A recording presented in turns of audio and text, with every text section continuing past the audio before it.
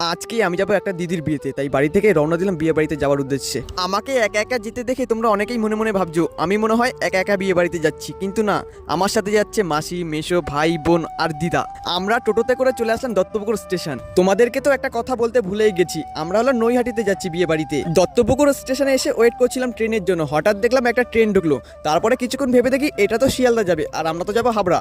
ব্যাপারটা হচ্ছে কি, আমরা হাবড়া থেকে বাস ধরে যাবো নৈহাটি। কিছুক্ষণ প্ল্যাটফর্মে ওয়েট করার পর ফাইনালি আমাদের ট্রেন ঢুকে গেল, আর এটা ছিল বনগা লোকাল। বনগা লোকাল হলেও ভিতরে কিন্তু তেমন একটা ভিড় ছিল না। ট্রেনে করে চলে আসলাম ফেমাস স্টেশনে, সেটা হলো হাবড়া। হাবড়া থেকে সরাসরি বাস ধরে চলে আসলাম বিয়ে বাড়িতে। এখানে ভাই বসে বসে ফোনে রিলস দেখছিল আর আমি ভাইকে করছিলাম ডিস্টার্ব। তারপর ভাইয়ের রিয়াকশনটা দেখো। তারপর বিয়ে শুরু হয়ে গেল আর আমি বসে বসে সেটাই দেখছিলাম। দেখতে দেখতে সাত পাকে ঘোরা, শুভদৃষ্টি, মালা বদল, সিঁদুরদান সবকিছুই কমপ্লিট হয়ে গেল। সর্বশেষে বিয়ে হয়ে গেল সমাপ্ত। আর আজকের মিনি ব্লগটা কেমন লাগলো অবশ্যই কিন্তু কমেন্ট করতে ভুলো না। মিনি ব্লগটা ভালো লাগলে চ্যানেলটিকে সাবস্ক্রাইব করে পাশে থেকো। টাটা।